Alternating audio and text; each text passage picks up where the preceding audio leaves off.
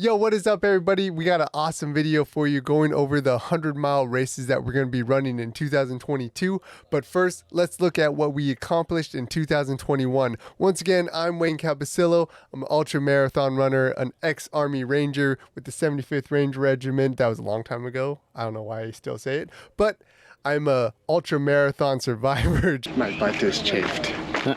Just scraping my way, making my way into the ultra marathon world. So let's get into this recap and get into the video. Let's go.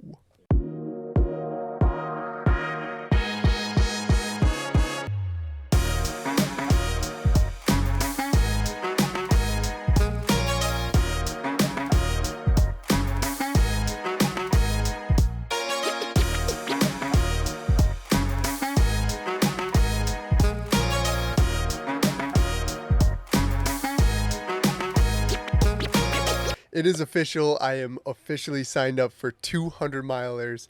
So I have a lot of training to do. I'm going to be pretty much rolling my training that I was doing for the Mid-State Massive right into these 100 milers. I'm just going to be increasing the training volume probably by about 10 to 15%. I might push it a little bit harder because I felt pretty good for that training session. I topped out around 90 to 95 miles at peak training. But I want to top out probably around 100 to 110 miles leading up to this first 100 miler. So this is the first official 100 miler that I will be doing in 2022. Drum roll, please. Oh, that was a terrible drum roll. Okay, the Vermont 100. So the Vermont 100 is July 15th through the 17th. With 1,700 feet of elevation gain. The elevation gain is somewhat similar to the Mid-State Massive, which we did last October. So it is kind of a similar course. I do feel like the climbs are a little bit more extreme, and then there's a lot more actual runnable sections. So with the Mid-State Massive, it's more up and down, up and down, up and down through the whole thing. And then with the Vermont 100, there's more extreme actual climbs that add up to that actual elevation gain. I just said actual probably 15 freaking times. So let's go into it just real quick. It's in Vermont, of course. It's the Vermont 100. Once again, July 15th through the 17th, 1,700 feet of elevation gain. And then this is the elevation peak. So you kind of get these good downhill sections and then these little mini peaks. Big downhill section, and then that really big elevation change right here. It's probably going to be some of the biggest climbs. So I have heard a lot about this race. It is a Western State 100 qualifier race.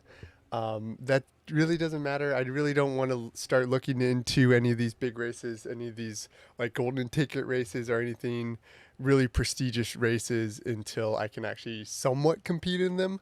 So that's not until maybe 5 years down the road, trying to think realistically where I'm at right now.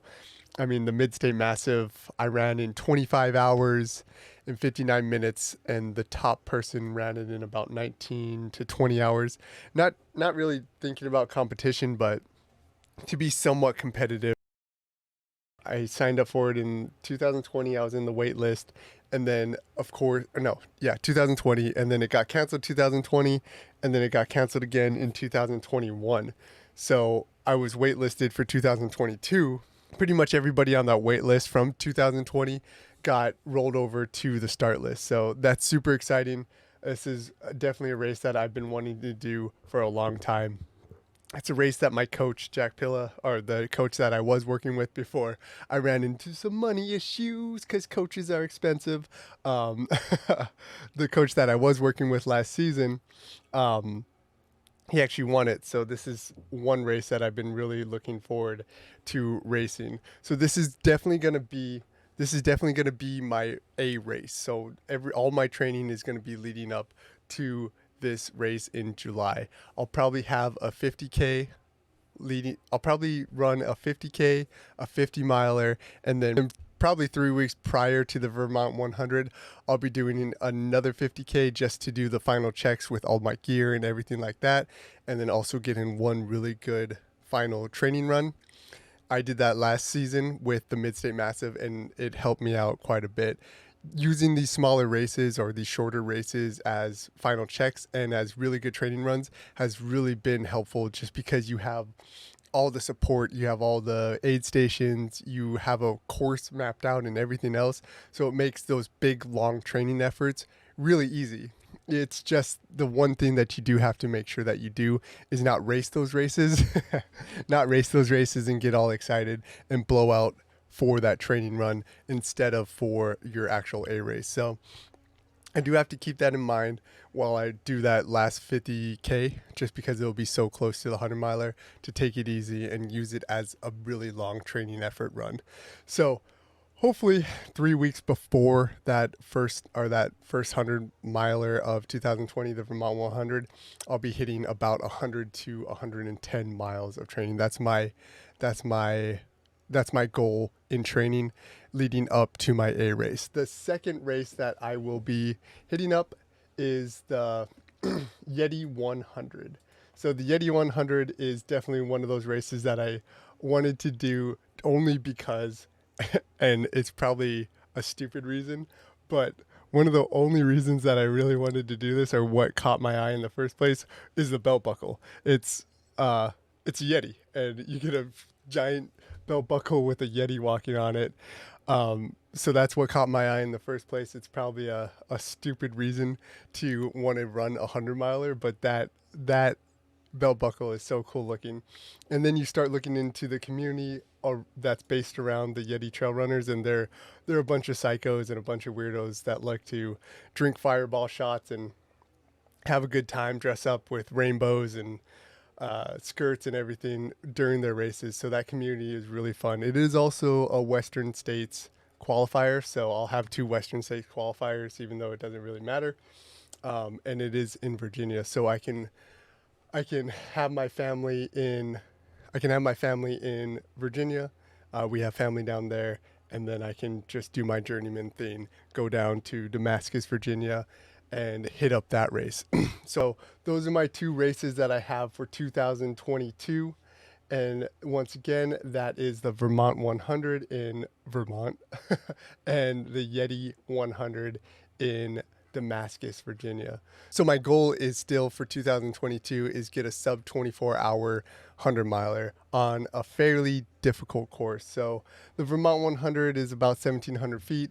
I've heard it's a little bit difficult, not one of the hardest races out there, but it is somewhat difficult. So if I can hit that sub 24 mile, if I can hit that sub 24 hour 100 miler on the Vermont 100, I will be super happy. The Yeti 100, it's one of the faster 100 milers out there. It's only got 3,000 feet of elevation gain throughout the whole 100 miler. So that'll probably be a little bit easier to get that sub 24. I did the Mid-State Massive in 25 hours once again, and I'm pretty sure the fastest guy was like 19 to 20 hours. So it is a fairly hard course, that Mid-State Massive. Just because of the terrain, it's really rocky, rooty. You get lost a lot. I got lost like 5 to 6 times on that course. So I've heard that race is a little bit harder, even though there's only about 1,100 feet of elevation gain on the Mid-State Massive. I have heard that it is a fairly difficult course. So hopefully I can hit that sub 24 hour goal with the Vermont 100, but I will have redemption if I don't hit it for the Yeti 100. I'm not sure if I will be that happy if I do get a sub 24 hour on the Yeti 100 and not the Vermont 100, but that's just another thing that will lead into 2023, or maybe a winter 100 miler for 2022. There are a couple interesting like snow winter 100 milers that I do still have my eye on. So we'll see what we can do there. We have a lot more training to go. We had a lot more races to go. So make sure that you guys like, subscribe, and follow along, because there's going to be a lot of training going on. I'm going to be trying out some new shoes, some new gear, and I'll make sure that I'll throw out some reviews for those. I'm going to be releasing a bunch new podcasts with Army Rangers other special operation guys, ultra marathon runners, and whoever else wants to share some crazy stories about when they were absolutely sucking in the pain cave or getting destroyed on the struggle bus, and learning from those stories of pain and suffering. So make sure that you're going out there, chipping away, slowly becoming an average savage, and let's take this 2022 and take all that pent up frustration from 2020, 2021, and shove it up 2022's ass and make sure that our goals are fucking complete. Let's get out there and crush it every single fucking day.